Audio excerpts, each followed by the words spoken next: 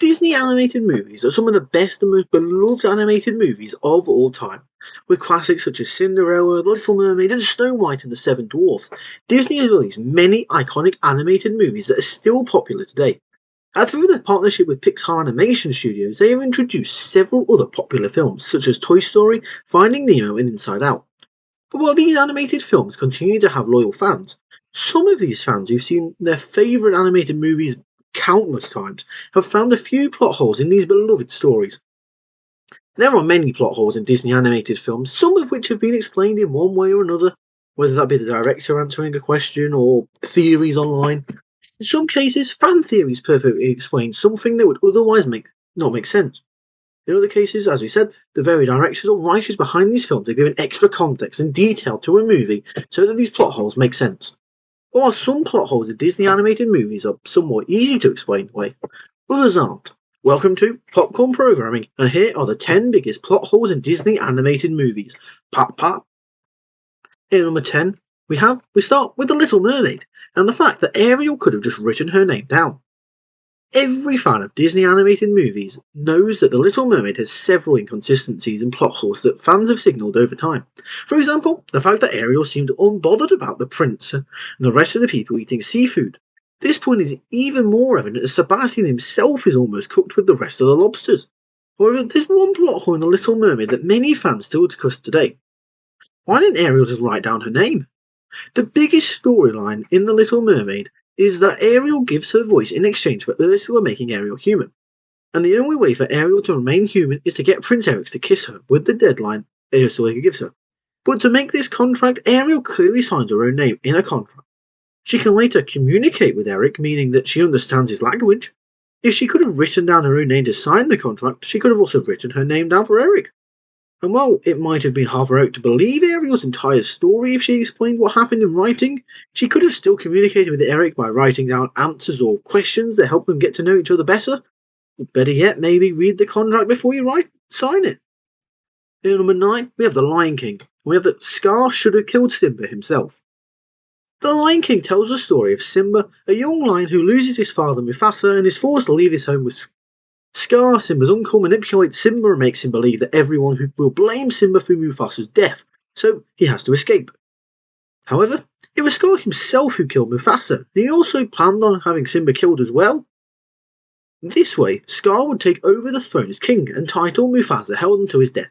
But while Scar is willing to kill Mufasa with his own hands, he leaves Simba's fate up to the hyenas. The hyenas are working with Scar, however they fail to kill Simba. Simba then later returns to claim their throne and defeats Scar once and for all. But if Scar had killed Simba himself, he could have remained king without anyone questioning him. The movie already shows that Scar has no qualms about killing someone, as we just mentioned, he's already killed Mufasa. Killing Simba as well shouldn't have been hard. Instead, Scar leaves Simba's fate up to the hyenas, who aren't exactly the most reliable people. But why not make sure it's done and dusted and he can rule forever? In number 8, we have Aladdin, and the question of, why doesn't Aladdin just remain a prince? When Aladdin finds a magic lamp, the genie tells him that he now has 3 wishes. Uno, dos, tres. Aladdin's first wish is to become a prince so that he can marry Jasmine. The genie grants Aladdin his wish, but no one really believes he's an actual prince. When the movie ends, Aladdin doesn't seem to be a prince anymore, with no explanation. The genie also grants Jafar a wish, turning Jafar into a sultan and then a powerful sorcerer. Both of these wishes seem to work perfectly for Jafar. Jafar's final wish is to become a genie, which is how Aladdin and the others are able to defeat him. Turning Jafar into a genie also meant that Jafar would be kept prisoner inside his own magic lamp. Then, Aladdin uses his final wish to free the genie in an emotional final scene. But if all these wishes are permanent, why isn't Aladdin's wish to become a prince permanent too? In number 7, we have Tangled, and the fact that Mother Gothel could have simply given Rapunzel another birthday. Gothel is the main antagonist in Tangled, a woman who kidnaps Rapunzel when Rapunzel is only a baby. Gothel was using the powers of a magical flower to remain young forever, but once this flower was cut to save Rapunzel's mother's life, the power of the flower has been passed down to Rapunzel instead. Gothel kidnaps Rapunzel to use the girl's power to remain young and keep Rapunzel locked in a tower with no contact with the outside world. And from her tower, Rapunzel can see the sky lanterns that the king and queen release every year on her birthday to try and bring their daughter home. Rapunzel becomes obsessed with these lights, feeling that they must mean something as they always happen during her birthday. This is what eventually leads Rapunzel to escape the tower, desperate to see the sky lanterns in person at least once.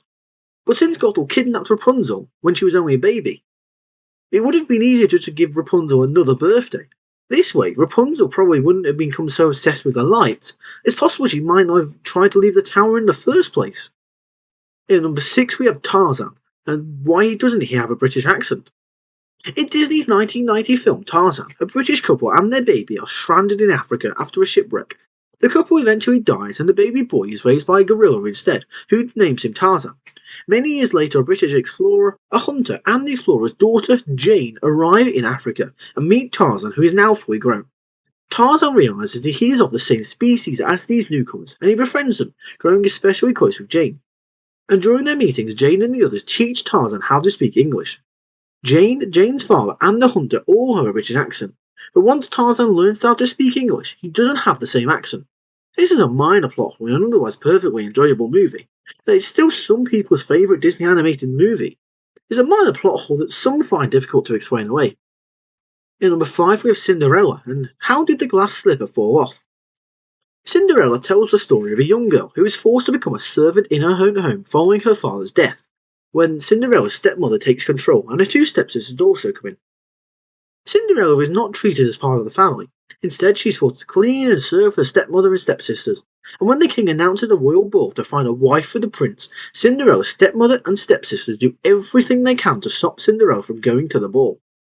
Luckily, Cinderella's fairy godmother comes to rescue her, and she uses her magic to turn a pumpkin into a carriage and Cinderella's mouse friends into horses.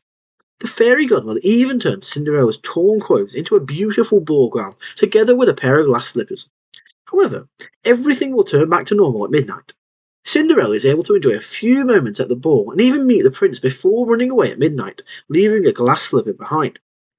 As you may know, the prince then uses his glass slipper to find Cinderella, as they don't seem to fit anyone in the town except her. However, if the glass slipper fits perfectly on Cinderella in the first place, how did it fall off? In number 4, we're back with Tangled. Why does Rapunzel's hair lose its powers? Tangled doesn't delve deeper into the magical elements of the story in favour of Rapunzel's journey to find the truth and exploring her relationship with Flynn Rider. Yet, something that would probably need more explaining is why Rapunzel's hair loses its power following it being cut. At the beginning of Tangled, audiences see Gothel trying to take a lock of Rapunzel's hair, but the hair turns brown and doesn't have any powers. This is why Gothel decides to kidnap Rapunzel. However, Rapunzel's powers come from a magical flower, and the flower's powers still work following it being cut. In order to save the Queen's life, soldiers from the kingdom cut the magical flower and use it to save the Queen, who was pregnant with Rapunzel at the time. This is how Rapunzel gets her powers.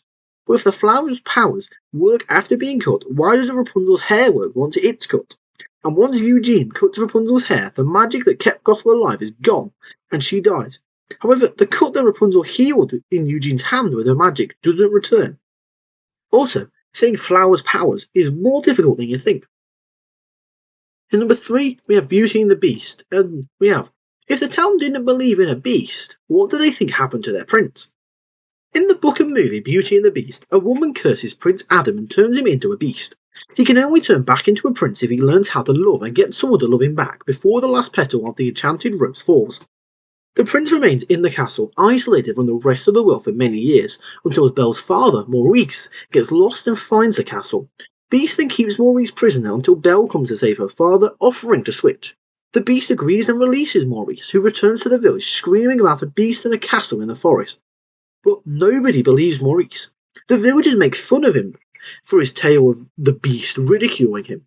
However, if they don't believe in the beast, it raises the question of why do they never wonder what happened to the prince? While Prince Adam probably wasn't the most friendliest person out there, he still would have had to make public appearances and complete his duties as a prince. But after he turned into a beast, Prince Adam remained hidden away, and the people of the village didn't seem to care what happened to their prince. I mean, if in real life one of our royal family members just suddenly vanished, there would be a million theories out there as to what happened to them.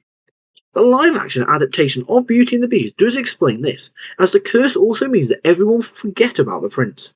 But this is still a plot hole in the animated version of Beauty and the Beast. In number 2, we have Toy Story, and why does Buzz pretend to be a toy in front of Andy? Something that almost everyone familiar with Toy Story has asked at least once is why Buzz Lightyear pretends to be a toy in front of Andy. And with the upcoming Toy Story 5, one of the franchise's big questions may finally get an answer. Buzz Lightyear is one of two main characters in the first Toy Story film alongside Woody. Buzz is a toy, but he doesn't know it, and instead believes he's a real-life space ranger. But for some reason, he pretends to be a toy whenever Andy can see him. But why? There are many theories as to why Buzz Lightyear pretends to be a toy in front of Andy. Some say that toys are just predisposed to do whenever a human is there without knowing, but toys are able to talk to humans if they want to. Why doesn't Buzz talk to Andy? And if Buzz believes that all his powers and features are real and actually dangerous, why doesn't he let Andy shoot lasers at Woody when Andy's playing with them? It's a minor plot hole, but one that could show just how confused Buzz Lightyear actually was. And at number 1, we have Monsters University, and when did Sully and Mike actually meet? Monsters Inc., one of Pixar's best ever films, sees Sully and Mike as they work at a plant where they harvest children's screams for power. They eventually realise that a child's laughter gives them far more power than their screams, and the plant shifts its focus to harvest laughter as opposed to screams. Throughout the film, Sully and Mike are shown to be quite good friends and quite close, and they've known each other for many years. Mike even says that he and Sully have known each other since 4th grade at least. Once the prequel film to Monsters Inc. was released, titled Monsters University, many fans noticed a plot hole. While Mike says that he and Sully have known each other since 4th grade, Monsters University shows them meeting for the first time on their first day at university. So when did they actually meet? Dan Scanlon, the director of Monsters University, explained how this plot hole came about. They tried to include Mike and Sully meeting in 4th grade as they say in Monsters Inc., but it didn't work for the storyline of Monsters University. Luckily, this minor plot hole doesn't affect either of these movies or the main storyline's development, but it's still a little annoying thing you can notice. And there you have it, there's our list. So, what do you think? What's the biggest plot hole you've noticed in a Disney film? Let us know in the comments down below. If you enjoyed this video, be sure to give it a thumbs up and smash that subscribe button if you are new. That's all for now, so I'd just like to thank you for watching, and we'll see you next time. Pa!